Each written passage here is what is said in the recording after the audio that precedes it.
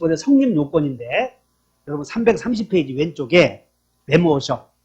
330페이지 왼쪽에 성립 왼쪽에 날개에다가 성립 요건. 성립 요건 메모하시고 첫째, 타인 소유 물건에 관하여 생긴 채권이 존재해야 돼요.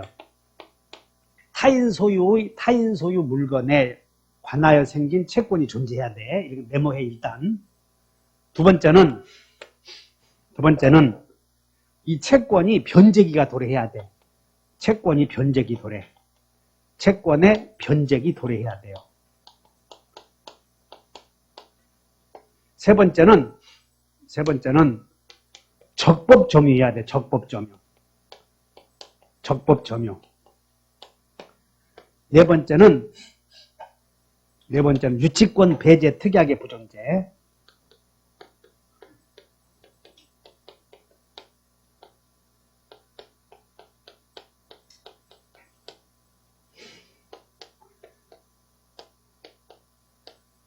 이제 이것이 유치권의 성립 요건이야. 머릿속에 일단 이 네 가지를 기억을 해줘야 돼요. 유치권이 성립되려거든 타인의 물건에 제일 어려운 게 관하여 생긴 채권이라는 걸 공부는 관하여 생긴 채권. 아직 쓰지 마시고 이제. 그럼 요걸 이제 왼쪽에 설명해 놨을 것이라고. 그러면 자, 유치권의 객체는 유치권자의 물건이어야 되겠어? 타인 소유의 물건이어야 되겠어? 그러니까 이 말은 채권자 소유가 아니어야 된다 그런 뜻이야. 여기 봐. 갑이 자기 토지가 있고 갑이 을과 건물을 지어주기로 하는 도급계약을 해. 갑의 토지에 을이 건물을 지어주기로 계약을 한다고. 그러면 여기서 을이 여기다가 건물을 올리면 을이 여기다가 땀과 노력이 들어갔잖아. 그럼 도급계약에서 수급인이 여기다 건물을 지어주는 경우 건물은 을의 땀과 그 다음에 노력이 들어갔으니까 비용이 들어갔지. 그러면 공사 비용을 받아내기 위해서 유치권 주장할 수 있어. 근데 여기서 문제가 뭐냐면 갑이 벽돌을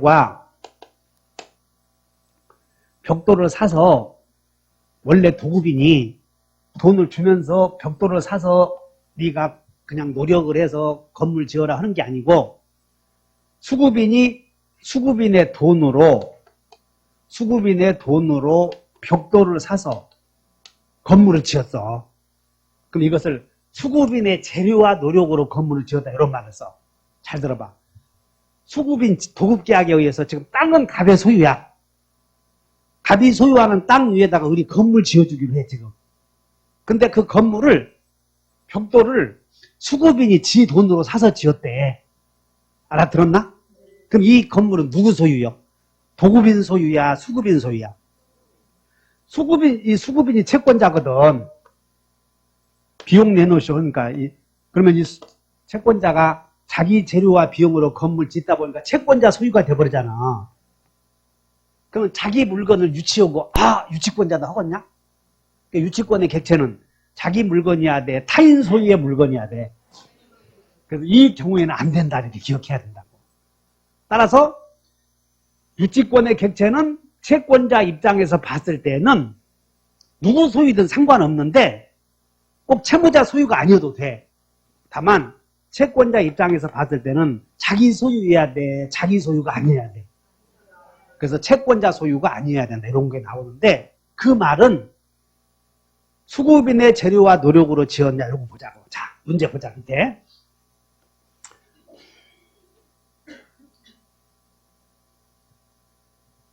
양가로 4번을 봐.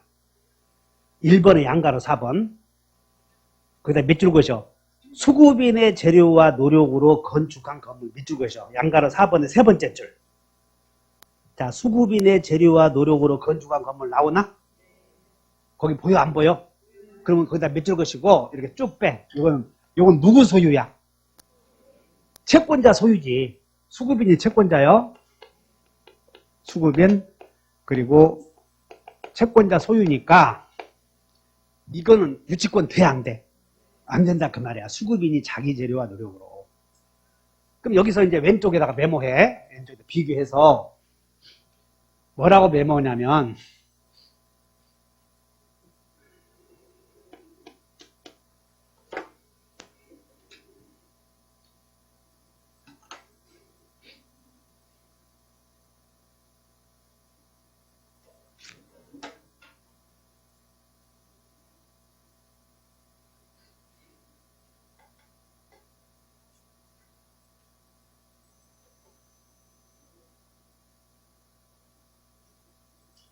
그럼 거기다가 메모하셔.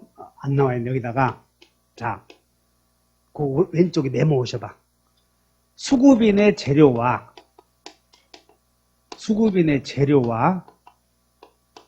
노력으로 신축하여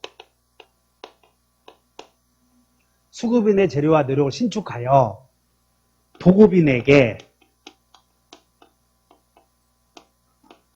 이전한다는 약정이 있는 경우 여기는 도급인 소유야. 이때는 도급인 소유니까 이때는 유치권이 성립이 돼. 메모해 놓으셔. 무슨 얘기냐면 갑과 을이 건물 계약을 하면서 뭐라고 단서를 쓰냐면 도급계약에다가 뭐라고 써냐면 계약서에다가 여기다가 수급인의 재료와 노력으로 건물을 축적하여 도급인에게 이전한다 단서 달았어.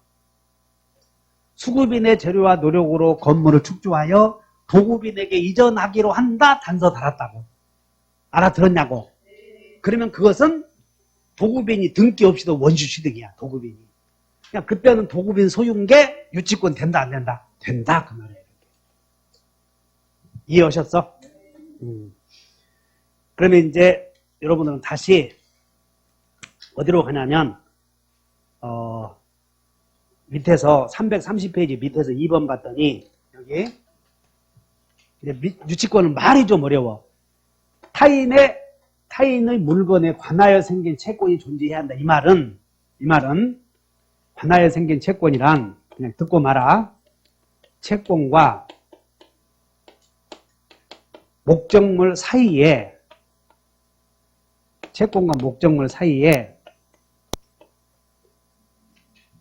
결련 관계가 있지 않나 이런 말을 쓰거든. 채권과 목적물 사이에 무슨 관계가 있어야 되냐면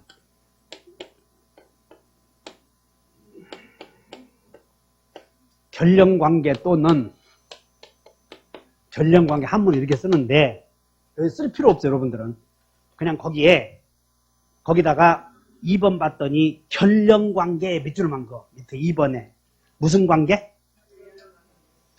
그 번호 큰 번호 2번에 채권과 목적물과의 결련 관계 있나?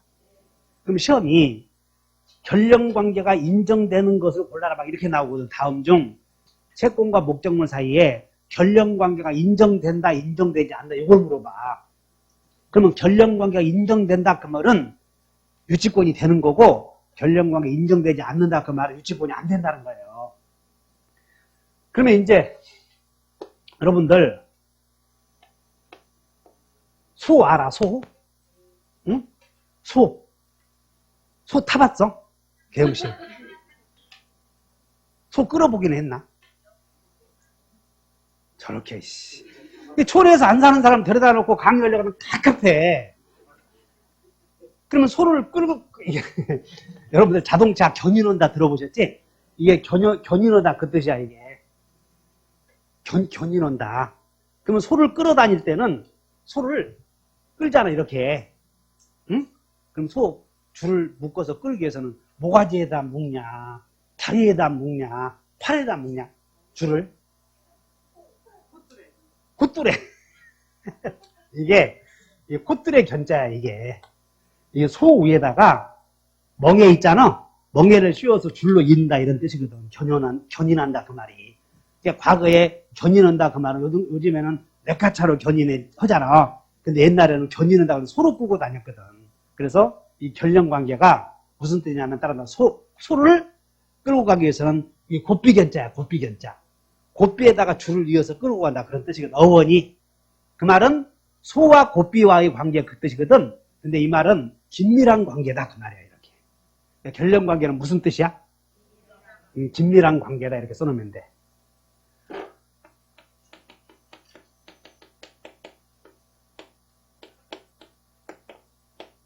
그러면 여러분들 시험에는 결령관계가 있어야 한다 이 말이나 결령관계가 인정돼야 한다 그 말이랑 같아. 그러면 결령관계가 인정되는 경우는 유치권이 성립할 수 있는 경우야.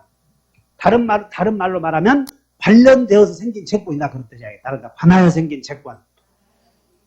그러면 채권과 목적물 사이에 결령관계가 있어야 된다 그 말은 그냥 뭔 얘기냐면 이 채권은 물건에 관해서 생긴 채권이어야 되는데 따지고 보면 물건에 들어간 비용이나 한양상 혹시 개로부터 물려본 적 있어? 개. 개 물었으면 발로 차버리잖아. 도망가다가 물려. 그렇게. 그러니까 개로부터 개가 내 다리를 물었으면 피해가 생겼지? 근데 그 피해가 사람이 입혔어? 개가 입혔어? 개 잡아놓으면 그게 유치권이야. 그래서 구워 먹으면 돼. 그래서 결령관계가 있는 것은 두 가지인데 물건에 들어간 비용이나 물건으로부터 입은 손해야 이게. 그래서 결령관계 인정되는 경우가 자 밑에 봐. 2번에 양가로 1번에 결련성이 인정되는 경우 있지? 거기다가 오른쪽에 메모에 결련성이 인정되는 경우에다가 밑에 읽어봐야 소용없어. 사례 나오니까. 물건에 들어간 비용성. 결련성이 인정되는 경우는 물건에 들어간 비용. 그 다음에 물건으로부터 입은 손해라고 하는 것은 경우가 동물로부터 입은 피해야. 동물로부터 입은 손해. 하나만 써놓으면 돼. 동물로부터 입은 손해.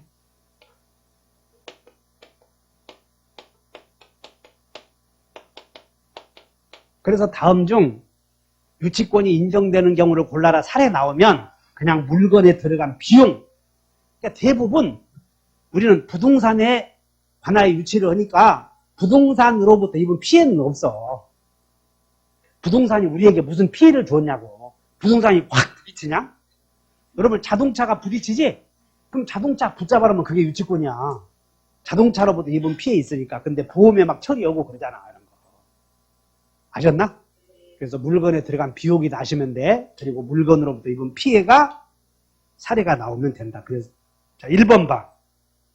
1번이 비용이잖아. 비용. 그 다음에 2번도 건물의 공사라는 수급인의 건물에 관한 공사대금 채권도 공사비용이야. 그것도. 3번도 건물의 수선비. 4번은 목적물 자체로부터 발생한 손해배상 채권 나오나? 그것이 뭐냐면 그것이 동물로부터 입은 피해야. 동물로부터 입은 피해. 그래서 갑의 토지에 갑이 농지에다가 수박을 심어놨는데 을에 소가 소가 수박을 볼 차고 놀아. 소 2마리가 와서 볼 차고 논다고. 그러면 소로부터 수박이 망쳐졌지? 그러면 을이 키우는 소가 갑의 수박밭에 침범해서 2마리가 볼 차고 놀면 갑이 소 잡아놓으면 그게 유치권이야. 동물로부터 입은 피해. 이해 가셔? 그리고 나머지는 물건에 들어간 비용이야. 여러분들 그 터미널 지하철 이런 게 가면 그 박스에다가 물건 보관하는 거 있잖아. 그럼 보관료 받기 위해서 물건 자체를 유치할 수 있다는 거지.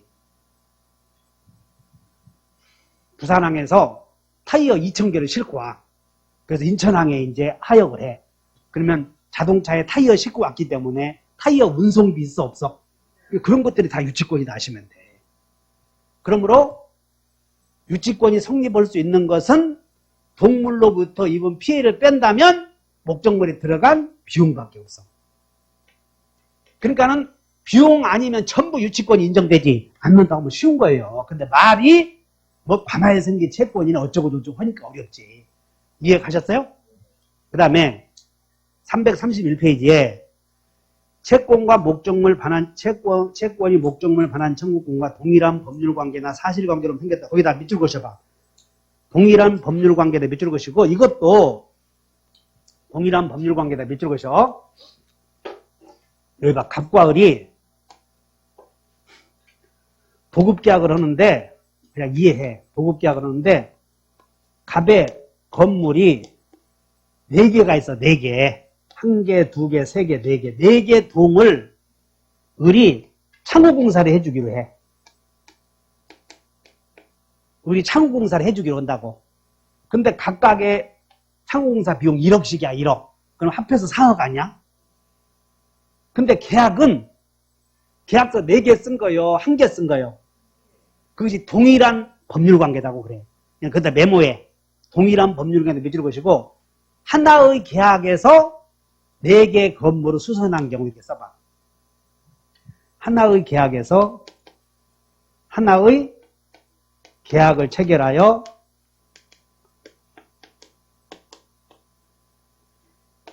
4개 동의 창호공사 사건. 그러면 갑과 을은 도급계약을 1개 했는데 건물은 4개 수선했잖아. 그러면 이게 하나의 법률관계로부터 생긴 채권이 똑같지? 그래서 공사는 했잖아, 어쨌든. 그러니까 여러분들은 하나의 법률관계로부터 생긴 채권을 해본들 비용이야, 다 결론은. 근데 하나의 계약에서 건물 4개를 하나, 둘, 셋, 4개 계약을 해야 되는데 4개 계약 안 쓰고 하나 계약에서 4개를 수선한 거예요. 그런 경우에도 목적물에 들어간 비용 아니야? 그러면 이때 여기서 문제가 생기는 게, 그러면 수급인은 사업 받기 위해서 4개 동 다 유치해야 되겠어? 하나만 유치해도 되겠어? 그래서 하나의 계약에서 여러 개의 건물을 수선한 경우 한 동만 유치해도 전부의 채권을 받을 수 있다. 이것이 불가분성의 적용이다. 이따 배울 거예요. 불가분성의 적용. 여러분들은 하나의 법률관계다. 그 말은 이 사례를 알고 있어야 돼. 그 다음에 사실관계 밑줄 그으셔. 사실관계. 방가로 2번에 사실관계에다가 밑줄 그으시고, 위에 제목에 채권과 목적물 반환 청구권이 동일한 법률관계나 사실관계로 생겼다. 사실관계에 밑줄 그으시고, 여기 밑줄 그으시고, 우연히 책을 바꿔 간 경우를 써봐. 우연히 책을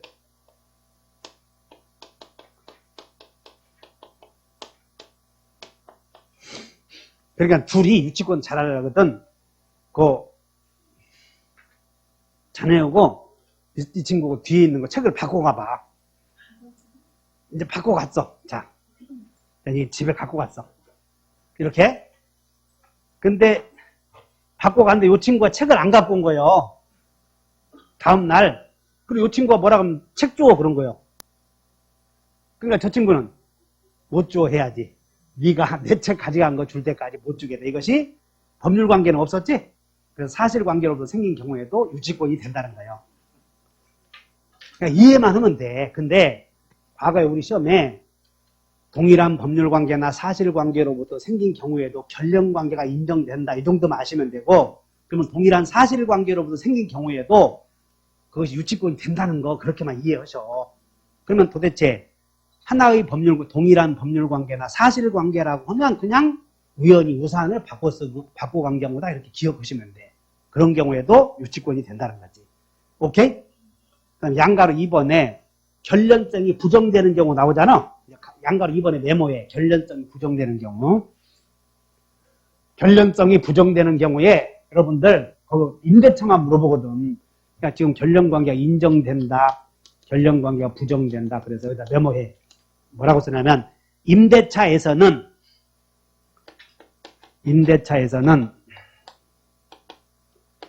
비용만 유치권이다. 이렇게 메모하셔.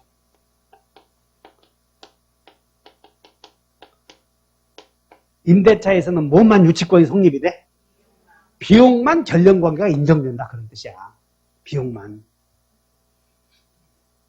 그러다 보니까 자, 임차인의 여러분들 보증금은 월세를 보증하려고 준 건 돈 아니야? 그러니까 보증금은 건물에 발라서 임대인을 손해 줬어. 그러니까 건물에 바른 비용이 아니라는 거예요. 그러니까 유치권 안 된다는 것이야. 그러니까 더 볼 것 없어. 임대차에서 보증금이나 권리금이나 부속물 매매대금, 지상물 매매대금 쭉 나올 거 아니야? 임대차에서는 뭐만 유치권이 돼?